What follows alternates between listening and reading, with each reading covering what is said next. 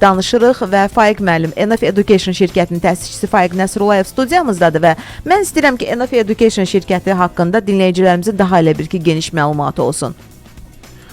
Enough Education sadəcə Ukrayna universitetlərindən çalışan bir şirkətdir. Yəni belə deyim, bir əlimizdə bir neçə qarpız tutmağa çalışmırıq. Rəsmi nümayəndəyik. Rəsmi nümayəndəsi olan 24 universitetin rəsmi nümayəndəsiyik. Hansı ki, rəsmi müqavilə əsasında çalışırıq. Universitetlərlə birbaşa müqavilələrimiz var. Universitetlərə qəbul prosesi əlbəttə ki, bizim ofisdə olur. Çünki biz universitetin rəsmi partneri olduğu üçün biz qəbul müsabiqəsini keçirmək hüququmuz var. Eyni şəkildə bu bizim, yəni belə deyim, bir tərəfdən etibarlı olduğumuzu göstərir artıq ki, biz belə deyim, vasitəçi bir şirkət deyilik ki, aldıq tələbəni. Bu əslində önəmli bir tərəfidir şirkətin ki, bunu əksər valideynlər buna diqqət yetirmirlər.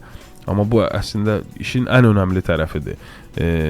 Siz də istərdiniz ki, bir iş görəndə birbaşa vasitəçi olmadan iş görmək ki, yəni bugünkü gündə biz belə deyim, qəbul komissiyasını əvəz edirik. Universitetin qəbul komissiyasını əvəz edirik. Onlayn təhsil olduğu üçün biz burada, yəni universitetin qəbul komissiyasını və bir yox, bir neçə universitetin qəbul komissiyası ki, bu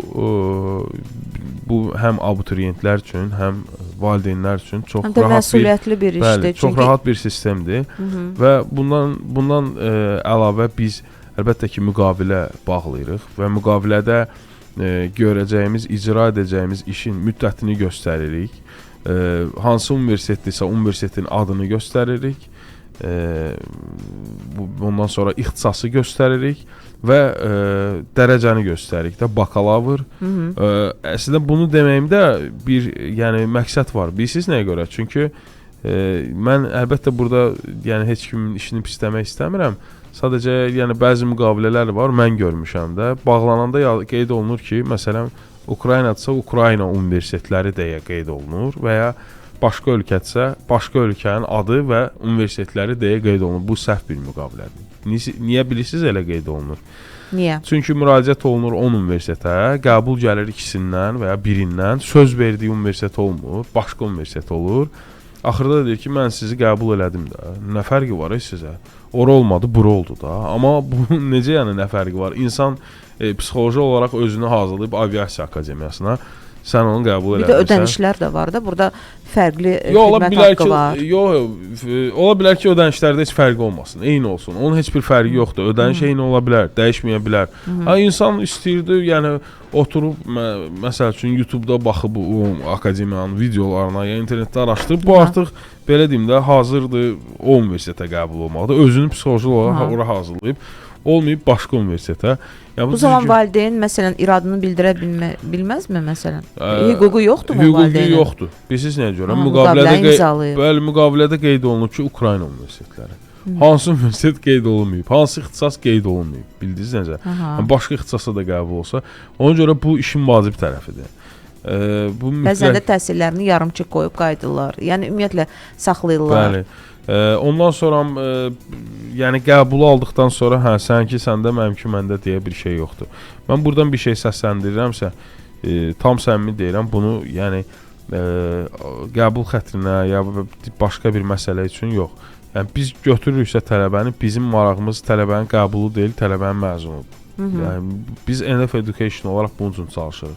Biz Enough Education olaraq çalışırıq ki, bir çox tələbə bizim vasitəmizlə qəbul olandan sonra məzun olsun. Yəni sadəcə qəbulla iş bitməsin. Ki təəssüflər olsun ki, əksəriyyətlərində belə olur ki, qəbuldan sonra maraq olmur. Artıq qəbul olubsa iş bitib deməkdir. Həqiqətən də müqaviləyə əsasən müqavilə artıq bitib. Siz üzərinizə düşəni yerinə yetirirsiniz. Sadəcə o digər məqamlar o artıq vicdanınız yol vermir. Bəli. Aldadılsınlar. Ona görə kənardan bu boşluqları görüb istəyirsiniz ki, işıqlandırasınız. Həm də ən çox reputasiya üçün çalışırıq ki, yəni sabah mənim üçün ən pis udarı o halda olar ki, kimsə şirkət haqqında belə deyim də hər hansı bir mənfi rəy bildirər, hər hansı bir mənfi bir belə deyim də təəssürat yaradar kiminsə yanında ki, yox, mən o şirkətə getdim, mən bəyənmədim, xoşuma gəlmədi, mən qəbul oldum, mənimlə maraqlanmadılar ya və ya burada yəni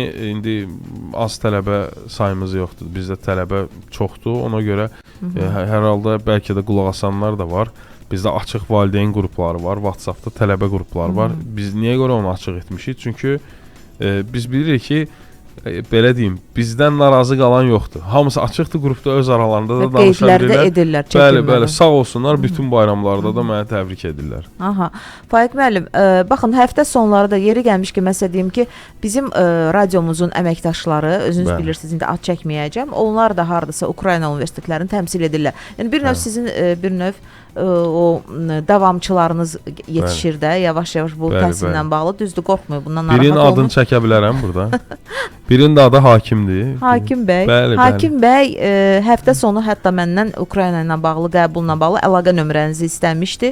Çünki Onda Hakim bəydə var mənim əlaqə nömrəm, özdə 3 ilə yaxındır var mən bilən əlaqə. bu nömrə sırf 077. O nömrədə olmasa başqa nömrələr var Hakim bəydə. Aha, o zaman mən bu iki nömrəni səsləndirərəm, bəli, çünki səsləndirin. qəbullarla bağlı istəyirlər. Bəzən doğrudan da bilmirik sizin nömrənizi, şəxsi nömrənizi yönləndirək, yoxsa bu 077 625 9304 və digər nömrə də var 077 325 9304.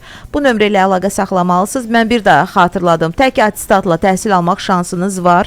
İstənilən universitetə qəbul olmaq şansınız var. Sadəcə qəbulları, yəni necə deyək, göndərir Faiq müəllim, NF Education şirkəti və sizin mən yaxşı məqama toxunuruq. Əslində bu qəbulları həyata keçirirsiniz. Bayaq söylədiyimiz o məqamın ardı olaraq. Hansı universitetdən qəbul gələcək? Bu nəyə bağlıdır?